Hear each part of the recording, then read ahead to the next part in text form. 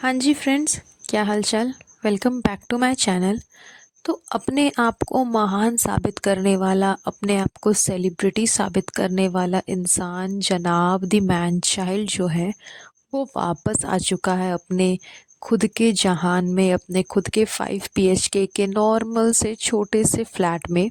जी हाँ, जनाब जो है वो अपनी सारी की सारी ट्रिप्स जो उन्होंने प्लान की थी, मौदाहा जाने की, भोपाल जाने की, वहाँ से अच्छे खासे कंटेंट क्रिएट करके लाने की, वो सारा तामझाम ख़त्म हो गया।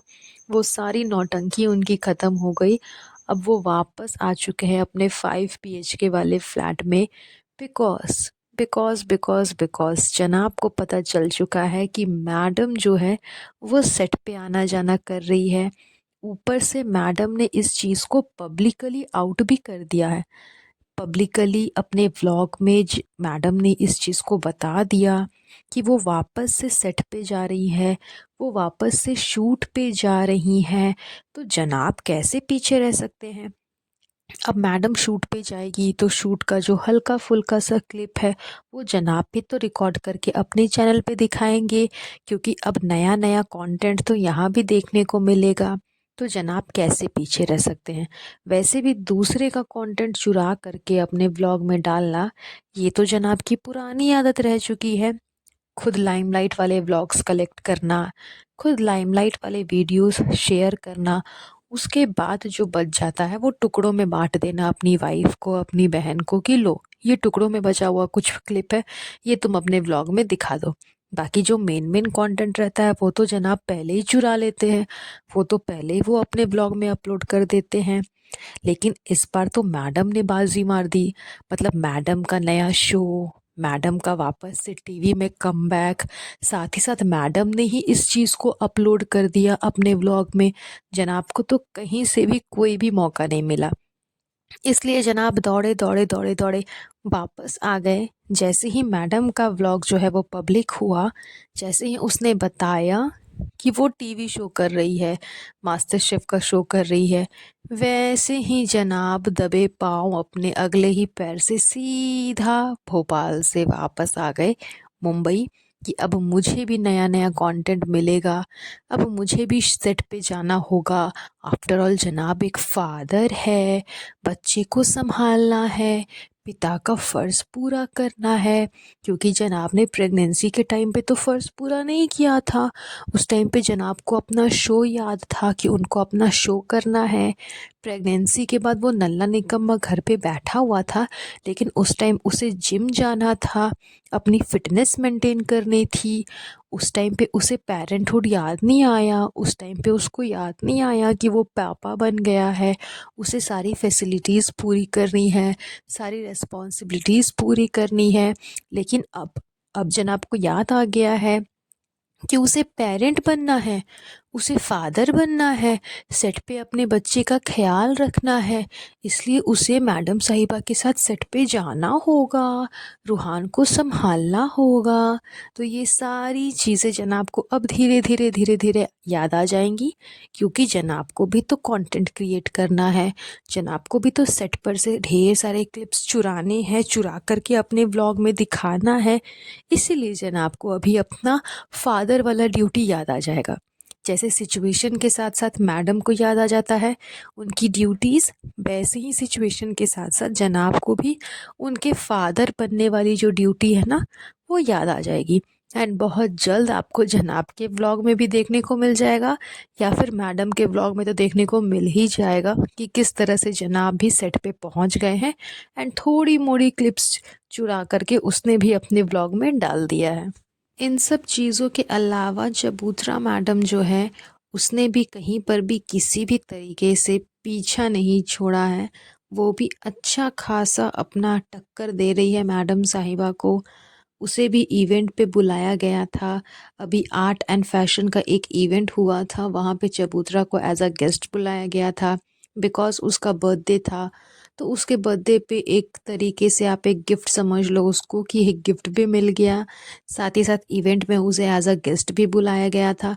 तो मतलब चबूतरा भी अच्छे खासे तरीके से अपने आप को प्रेजेंट कर रही है, अपने आप को दिखा रही है कि हाँ वो भी कुछ है। तो चबूतरा एंड मैडम में खैर अच्छा खासा टक्कर चल रहा है। पहले चबूतरा ने अपना एक नया बिजनेस लॉन्च किया था, एक नया रेस्टोरेंट खोला था।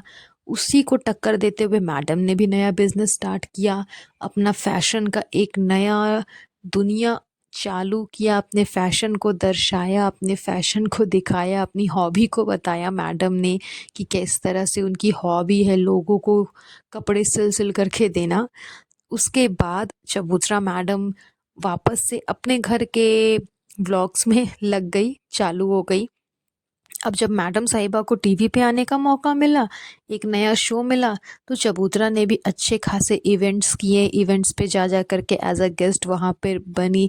अभी उसे फ़र्क नहीं पड़ रहा कि उसे बाहर जाना मना था, उसे बाहर घूमना फिरना मना था, बाहर की चीज़ें खाना मना था, बाहर ज़्यादा सफ़र करने के लिए उसे प्रॉब्लम होती है, वो सारी चीज़ें उसको कोई फ़र्क नहीं पड़ रहा।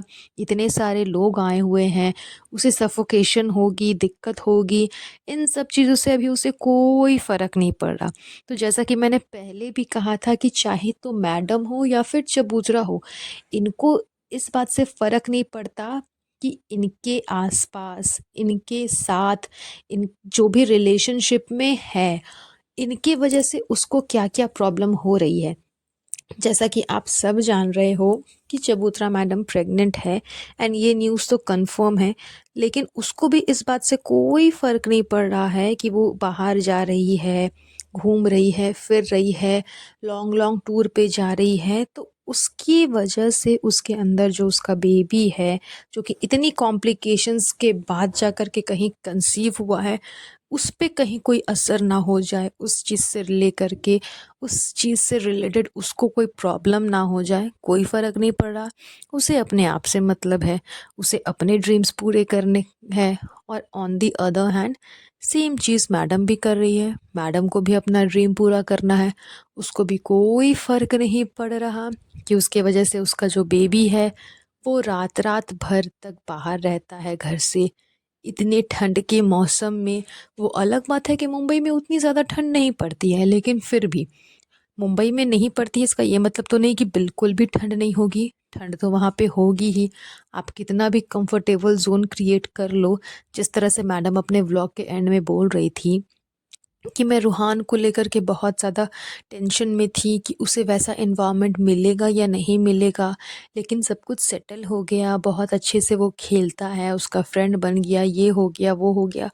तो बाहर में 2 घंटे 3 घंटे बहुत है मैक्सिमम स्पेंड करने के लिए, लेकिन सुबह से लेकर के रात तक उतने छोटे बच्चे को आप बाहर लेकर के जाते हो एंड सोचते हो कि हाँ वो कंफर्टेबल है, जस्ट बिकॉज़ कि लोग आपको हेट ना करें, लोग आपको बोले नहीं कि आप अपने चक्कर में अपने बेटे के साथ खिलवाड़ कर रही हो। इसका ये मतलब नहीं कि वो सच में वहाँ पे सही से रह रहा है। ज़ाहिर-सी बात है उतने छोटे से बच्चे को प्रॉब्लम हो ही रही होगी। नॉर्मल जो बड़ा इंसान रहता है उसको प्रॉब्लम हो जाती है सुबह से लेकर के रात तक बाहर रहना, तो ख़ैर वो तो ख़ैर छोटा-सा बच्चा ही है। तो इन दोनों को कोई फ़र्क नहीं पड़ता, इन दोनों को अपने आगे दूसरा कोई भी नहीं दिखता। चबूतरा भी अपने साथ-साथ रिज़ा रेहान को लेकर के गई हुई थी, उससे भी फ़र्क नहीं पड़ रहा है कि उसके वजह से दोनों बच्चे भी रात-रात तक बाहर है। तो इन लोगों को कोई फ़र्क नहीं पड़ता, इनको सिर्फ़ अपने आप से मतलब है, अपना काम बनता, भाड़ में जाए जनता, वही हाल है इनका। तो बस आज का ये पॉडकास्ट इन्हीं सब डिस्कशन के साथ हम यहीं पर एंड करेंगे। बहुत जल्द मिलूँगी आप लोगों से नए पॉडकास्ट पे, तब तक अपना ध्यान रखिएगा। Have a nice day, bye bye.